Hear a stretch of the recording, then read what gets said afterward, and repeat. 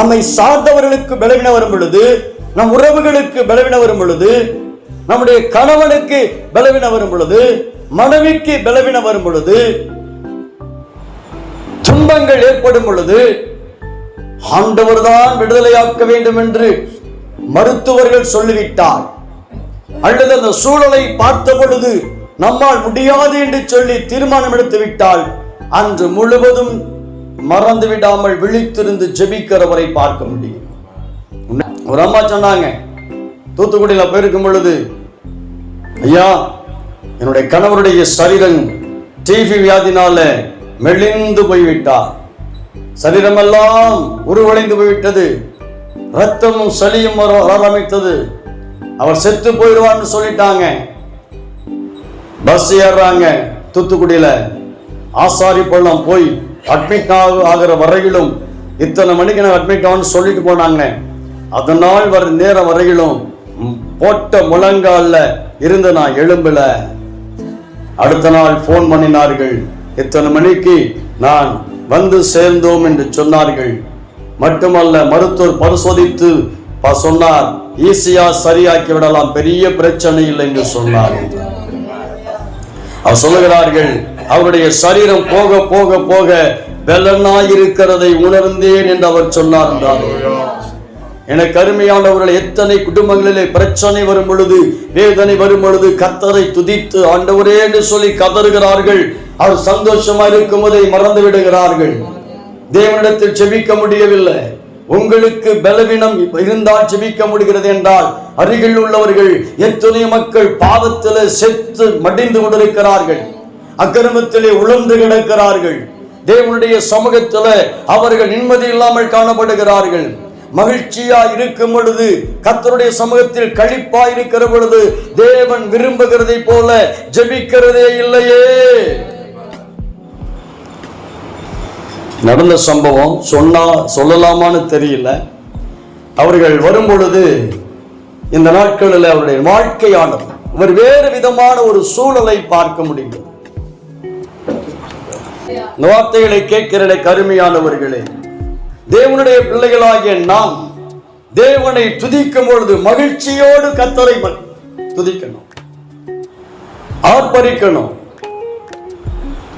பாரத்தோடு வேதனையோடு துயரத்தோடு இருக்கும் பொழுது கண்ணீர் வெடிக்கிறது உண்மையானால், நம்மோடு கூட சுற்று சூழல் இருக்கக்கூடிய துறைய மக்கள் பலவீனமா இருக்கிறார்கள், போராட்டத்தோடு காணப்படுகிறார்கள், ஆத்துமா அழிந்து கொண்டிருக்கிறது. அவர்களுக்காக திறப்போடு நின்று ஜெபிக்க ஆரம்பித்து விட்டால் கர்த்தர் தேசத்திலே எழுப்புதலை உண்டாக்கி விடுவார். அந்த எழுப்புதலுக்காக காத்திருக்கிறோம், அந்த மகிமையான காரியங்களுக்காக காத்திருக்கிறோம், அந்த மகிழ்ச்சிக்காக காத்திருக்கிறோம். ஆகவேதான் வேதம் சொல்லுகிறது, கர்த்தருடைய ஆலயத்திற்கு போவ வாருங்கள் என்று அவர்கள் எனக்கு சொன்ன பொழுது மகிழ்ச்சியாயிருந்தேன். ஆலயத்துக்கு போனா என்ன, இசைந்த ஆத்துமாவா இருக்கலாம். ஆலயத்துக்கு போனா என்ன, அநேக மக்களை பார்க்கலாம், பலதரப்பட்ட மக்களை பார்க்கலாம்.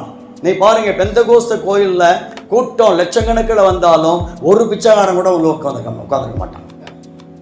ஏனென்றால் பெந்தகோஸ்துக்காரர்கள் பிச்சை போட மாட்டார்கள், இல்லை அவனுக்கு தெரியும். ஆவிக்குரிய ஆகாரம் இங்கே செம்மையாக இருக்குமையானால் ஒருவர் கூட பலவீனமா இருக்க மாட்டார்கள். ஆத்துமாக்கள் தேடி வருவார்கள், ஓடி வருவார்கள். அனுபவத்தில் சொல்லுகிறேன், பரிசுத்த ஆவியானுடைய வல்லமை இறங்கி நம்முடைய சபையை நிரப்புமானால் தூரத்தை பார்க்க மாட்டார்கள்.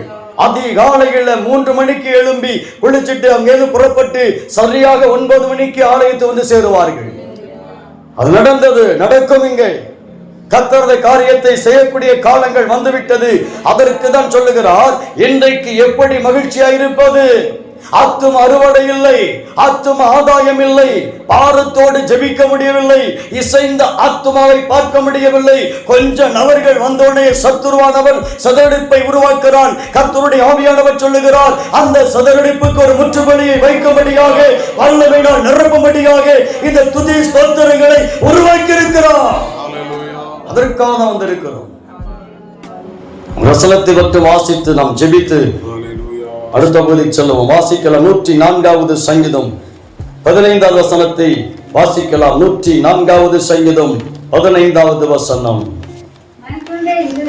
மனுஷனுடைய இருதயத்தை மகிழ்ச்சியாக்கும் திராட்சரசத்தையும்.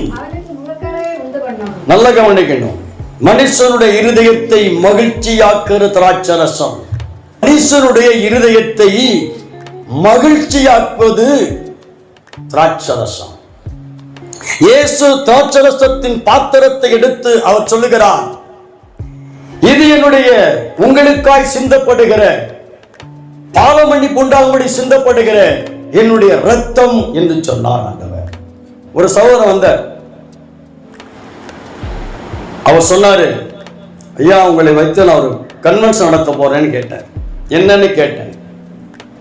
கொலை குற்றவாளி என்று சாட்டப்பட்ட என்னை ஆண்டவர் விடுதலை ஆக்கிவிட்டார், நான் ஒரு பொருத்தனை கன்வென்ஷன் நடத்த போறேன் அப்படின்னு சொன்னார். நன்றாய் கவனிக்க வேண்டியது முக்கியமான ஒரு பாயிண்ட் இது. அவர் கொலை செய்தீரா என்று கேட்டபொழுது சொன்னார், இல்லை, அவன் தப்பித்து ஓடிவிட்டான், நான் ஒருவனுடைய பிடிகளை மாற்றிக்கொண்டேன், பார்த்துவிட்டு நான் தான் அவனை கொலை செய்து விட்டேன் என்று சாட்சி சொல்லிவிட்டான், போலீஸ் என்னை அரெஸ்ட் பண்ணினது, ஆகவே நான் வந்து விட்டேன் என்று சொன்னார். போலீஸுக்கு தப்பி ஓடி போய் ஜாமீன்ல வரக்கூடிய நிலையில ஓடும்போது இந்த தக்கலை பக்கத்துல ஒரு சிபிஎம் சர்ச் இருக்குது, அதுல ஏறி உள்ள சாடி உள்ள போய் தேவ சமூகத்தில் அழுது கண்ணீரோடு ஜெபம் பண்ணி இருக்கிறார். ஆண்டவரே, இந்த காரியங்களை நான் செய்யல, ஆனா என்னை விடுதலையாக்கும், நான் மாட்டிக்கிட்டேன் என்று சொல்லி கதறி கதறி எழுதிருக்கிறார். அப்படி ஜெபித்து முடித்தோட சொல்லிருக்கிறார், இது நடந்தால், விடுதலை நடந்தால் நான் ஒரு கன்வென்ஷன் நடத்துவேன். அவர் தடுமாறினார், கேஸ் தள்ளுபடி ஆயிற்று. தள்ளுபடியான சொன்னார், அவரை பார்த்து இனி இந்த பக்கம் வந்துறார் என்று நீதிபதி எச்சரித்து அனுப்பினார். அப்ப சொல்லுகிறார், இந்த நிகழ்வு நடந்த பொழுது என் மனதில் இருந்த மகிழ்ச்சிக்கு அளவே இல்லை. கரங்களை தட்டி சொல்லுவோமே, மகிழ்ச்சியோடு சொல்லுங்களா. இந்த உலகத்தில் எழுதும் மகிழ்ச்சி, பாவம் மன்னிக்கப்படுகிறது என்று சொல்லப்படுகிறதை காட்டிலும் மகிழ்ச்சியான உலகத்தில் வேறு ஒன்றும் இருக்க முடியாது. ஆகவேதான் சொல்லப்பட்டிருக்கிறது, மனிதனுடைய இருதயத்தை மகிழ்ச்சியாக்கும் திராட்சரசம். அடுத்து, அவனுக்கு முகக்கலை உண்டு பண்ணுகிற எண்ணெய். மகிழ்ச்சி வந்தாயிற்று. திராட்சரசத்தினால், இயேசுவின் இரத்தத்தினாலே பாவம் மன்னிக்கப்பட்டு விட்டது, அது கழுவி துடைக்கப்பட்டு விட்டது. இப்பொழுது அவன் பரிசுத்த ஆவியிலே நிரப்பப்பட வேண்டும், பரிசுத்த ஆவியிலே நிரம்பி இருக்க வேண்டும். பரிசுத்த ஆவியிலே நிரம்பி இருப்பானேயானால், அதான் சொல்றாரு, சத்துருக்களுக்கு முன்பாக பந்தி ஆயத்தப்படுத்தி என் தலையை எண்ணெயால் அபிஷேகம் பண்ணுகிறேன், பாத்திரம் நிரம்பி வழிகிறது. சகோதர சகோதரிகளை, தகப்பனை, தாயை நன்றாய் கவனிக்க வேண்டும். பாவ மன்னிப்பின் நிச்சயம் இருப்பது உண்மையானால் பரிசுத்த ஆவியானவர் சும்மா இருக்க மாட்டார். பரிசுத்த ஆவியானவரே எனக்குள்ளே வாரும் என்று சொல்லுகிற பொழுது விசேஷமான ஆவியின் வல்லமை உன்னை நிரப்ப ஆரம்பிக்கும். முக கலையாக விடும். காலத்துல இந்த இருதய படம் போட்ட ஒரு புக்கு தருவாங்க, காமிக்ஸ் மாதிரியே இருக்கும். காமிக்ஸ் முழுவதும் காமிக்ஸ் அல்ல, ஒவ்வொரு படத்திற்கும் அதுக்குள்ள ஆடு புலி எல்லாம் இருக்கும். இங்கிலீஷ்ல இருக்கிறது, தமிழ்ல இருக்கிறது, மலையாளத்தில் இருக்கிறது எனக்கு தெரியாது, அதெல்லாம் இருக்கும். அப்போ அந்த முகத்தை போட்டிருக்கிற அந்த டிராயிங்கை பார்த்தீங்கன்னா ஒரு இருண்டு பிடிச்சி இருக்கும், ஒரு வெளிச்சம் வரும், எல்லாம் அடிச்சு ஓடி போயிடும். அதன் பிறகு முகத்தை பார்த்தா மிக பிரகாசமாக இருக்கும். அந்த டிராயிங்கில் அப்படி அந்த காரியத்தை கொண்டு வந்து இணைத்திருப்பார்கள். அது டிராயிங்கில் மட்டுமல்ல, வாழ்க்கை, நிஜ வாழ்க்கையில பாவம் மன்னிக்கப்பட்டது நிச்சயம் இருக்குமேயானால், கடன் மன்னிக்கப்பட்டுருச்சு, இப்போ 10 லட்சம் கடன் நீங்கிருச்சு, எப்படி இருப்பீங்க? தூங்கிட்டா 40 லட்சம் இருந்தாலும் சரி, ஆண்டவர் கடன் அடைச்சிட்டாரு, பாஸ்டர் கூட சந்தோஷப்பட யாரும் கிடையாது. சீக்கிரமா கர்த்தர் கடன் அடைக்க போறாங்க. உண்மையாகவே கர்த்தர் தேவைகளை சந்தித்தால் எவ்வளவு மகிழ்ச்சியா இருக்கு. இதை கர்த்தர் பார்க்கிறாரு, அப்படியே செய்ய போறார். இதுதான் என் பிள்ளைகளுக்கு மகிழ்ச்சி என்றால், இதை பிள்ளைகளுக்கு செய்யாம யாருக்கு செய்ய போறேன்? இப்போ பரிசுத்த ஆவியிலே நிரம்ப வேண்டும். பரிசுத்த ஆவியின் வல்லமையினாலே ஆளுகை செய்யப்பட வேண்டும். முகக்கலையை உண்டு பண்ணுவது வேற லெவல் அல்ல. முகக்கலை உண்டு பண்ணுவது என்னமோ ஃபவுண்டேஷன், அந்தேஷன், வந்தேஷன், போனேஷன் நிறைய போட்டு தேய்ச்சி அலர்ஜி ஆகி மூஞ்சி வீங்கி வருது நிறைய இடத்துல. நல்ல உங்க முகத்துல அழகான ரவுண்ட் ஃபேஸா வரணும்னா ஒரே ஒரு வழி, பரிசுத்த ஆவியிலே நிரம்பணும்.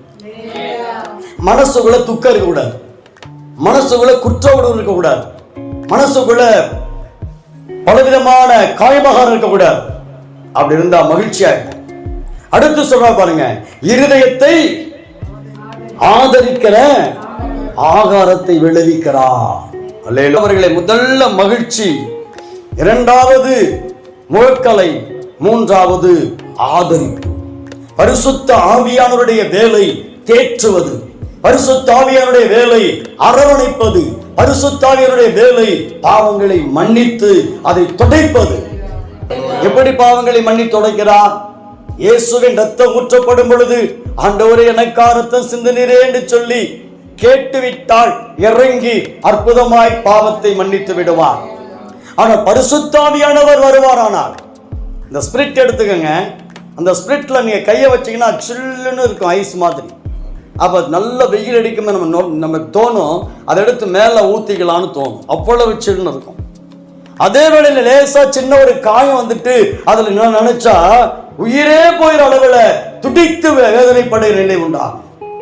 அப்படித்தான் பரிசுத்த ஆவியானுடைய அபிஷேகம் இறங்கும் பொழுது இருதயத்திலே காயம் இல்லாமல், உணர்வு இல்லாமல், எல்லா விதமான பாவத்திலிருந்து விடுதலையாக்கப்பட்டு பரிசுத்த சிந்தையோடு இருப்பமையானால் இந்த பரிசுத்த ஆவியானவர் நம்மை நிரப்பும் பொழுது மனதிலே அளவில்லாத ஒரு மகிழ்ச்சி, பெரிய சந்தோஷம், பெரிய தரிசனம், பெரிய தீர்க்க தரிசனம், பெரிய அற்புதங்கள், அடையாளங்களை காண முடியும். அதே பரிசுத்த ஆவியானவர் வல்லமையோடு இறங்கி பேசும் பொழுது இருதயத்திலே அகரம சிந்தை கொண்டிருப்பையானால் அது குத்தப்படும் பொழுது பாவத்தை குறித்தும் நீதியை குறித்தும் வரக்கூடிய நியாயத்திற்கு குறித்தும் கண்டித்து உணர்த்துகிற வேளையிலே அருமையானவர்களை துடித்து எழுந்து கர்த்தராகிய ஆண்டவரே என்னை மன்னியும் என்று உரத்த சத்தத்தோடு கதறுகிற ஒரு உணர்வு உருவாகும். அல்லேலூயா. தேவனுடைய பிள்ளைகளே, இந்த நாட்களில் மீண்டும் மீண்டும் சொல்லுகிறேன், இந்த பாலவேளையில பரிசுத்த ஆவியானவருடைய அபிஷேகம் இறங்கி ஆலயத்தை முழுவதையும் நிரப்பும் பொழுது அநேக ஜனங்கள் ஒருவரோடு ஒருவர் சொல்லிக் கொள்வார்கள், கர்த்தருடைய ஆலயத்திற்கு போவ வாருங்கள் என்று சொல்லுகிற பொழுது அந்த வீடே சந்தோஷப்படுகிற ஒரு நாள் வருகிறது. ஒவ்வொரு ஆராதனையும் ஒவ்வொரு ஞாயிற்றுக்கிழமையும் ஒரு பண்டிகை நாட்களாய் கர்த்தராகிய தேவன் மாற்ற போகிறார்.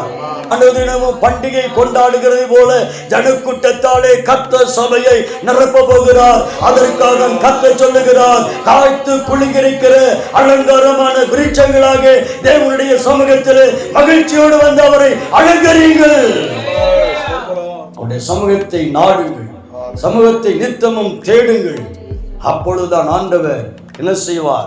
நம்முடைய வேதம் சொல்லுகிறது, இருதயத்தில் மகிழ்ச்சியை உண்டு பண்ணும் திராட்சரசத்தையும் முகக்களை உண்டு பண்ணுகிற எண்ணெயையும் இருதயத்தை ஆதரிக்கிற ஆகாரத்தையும் முடிஞ்ச உடனே புதுசா வர்றாங்களா, பக்கத்தில் இருக்காங்களா, டெய்லியும் பார்க்குறீங்களா, பரவாயில்ல, சபை முடிஞ்ச உடனே கையை பிடிச்சுக்கிட்டு ஐயா சந்தோஷமா இருக்கீங்களா அப்படின்னு சிரித்த முகத்தோட கேட்கணும். பார்த்தவங்க தான், பழகினவங்க தான்.